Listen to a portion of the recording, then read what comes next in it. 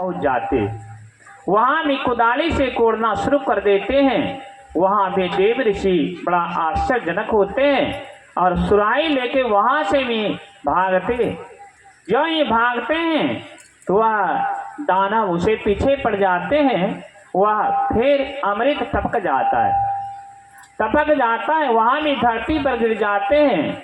जो 12 बरस पर उज्जैन में कुंभ लगते हैं, महाकुंभ, वहां से लेके भागते हैं, हरिद्वार चली जाते। हरिद्वार में जाके उसे छिपा देते हैं, मिट्टी नीचे उसे गाड़ देते हैं सुराही को। और जब गाड़ देते हैं वहां भी दानव पहुंच जाते। दानव पहुंच करके और खोजना शुरू करते, एक तरफ से उसे जो है एक बगल से कोड़ना शुरू कर देते। कोड़ते कोड़ते अमृत के पास पहुंच जाते हैं। फिर संत ने, देव ऋषि ने उसे निकाल करके और भागते हैं सुराही लेके। वहां भी अमृत टपक करके धरती पर गिर जाते। जो 12 बरस पर हरिद्वार में कुंभ लगते, वहां से लेके भागते हैं, प्रयाग चले आते। प्रयाग में उसे छिपा करके मिट्टी नीचे उसे गाड़ देते। सौभाग्य से दिन बीतता है, दानव की खोज हो रहा है। दानव खोजते खोजते प्रयाग पहुंच जाते। और प्रयाग जब पहुंच जाते हैं, देव ऋषि में बड़ा आश्चर्यजनक होता है, अब कहाँ छिपाया जाए।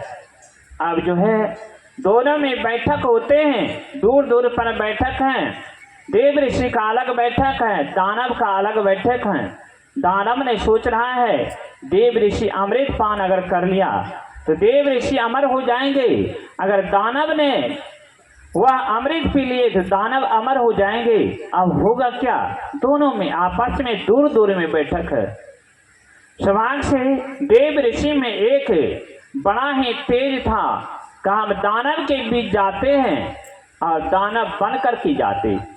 देव ऋषि में ही एक बहुत तेज दिमाग के थे और वहां से निकल गए। देव ऋषि के बीच से निकल करके दानव का उसने वेश बनाया। दानव का वेश बनाया और दानव के वेश बना करके उस दानव के बीच में प्रवेश किया। प्रवेश जब किया तो वहां का आप सब क्या चीज का विचार विमर्श बना रहे हैं। कहा कि अमृत पान करना है। अमृत देव ऋषि ने छिपा छिपा के कहां से कहां लेके चले गए पता नहीं। कहा मत घबराओ, जहां बैठे हैं वहीं अमृत है, इसी नीचे अमृत है। पहले दानव अमृत पिएगा, फिर जो है देव ऋषि पिएंगे, इसलिए पहले दानव को ही अमृत पीना।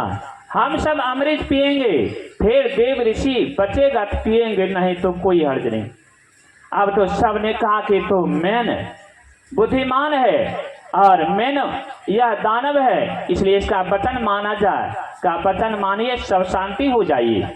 इसी जगह खुदाई होगा और इसी जगह अमृत सुराही निकलेगा, सभी दानव ने पिएंगे, बचेगा तो देव ऋषि पिएंगे, नहीं तो हम सब पी करके अमर हो जाएंगे। सौभाग्य से कहा ठीक है, सभी शांत हो गए। खलबली वह बंद हो गए और शांत हो गए।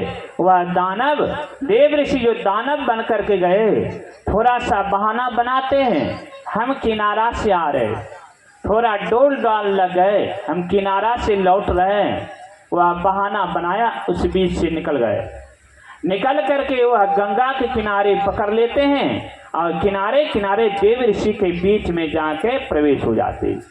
देव ऋषि में अपना वेशभूषा बना करके फिर देव ऋषि में प्रवेश हो करके तब तक जो है सभी देवताओं वह मनुष्य के रूप में लाइन से बैठे हुए हैं। विष्णु के हाथ में जो है वह अमृत की सुराही है और एक बगल से अमृत पान करवा रहा है।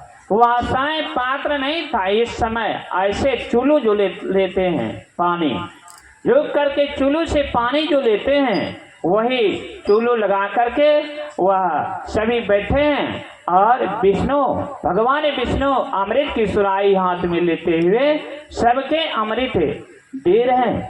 तब तक दानव के बीच में एक राहु नाम का था। उसने कहा अभी तक डोल डाल से वापस हुआ नहीं, चलते हैं हम देखने के लिए। वह राहु वहां से चल देते, गंगा के किनारे जाते, कोई वह मानव दिखाई नहीं दे रहा है। वह किनारा का रास्ता पकड़ लेते पश्चिम की ओर। वह पश्चिम की ओर जब जा रहे हैं, ऊपर में देखते हैं देव ऋषि सब बैठा है। विष्णु के हाथों में अमृत की सुराही है। समझ गया।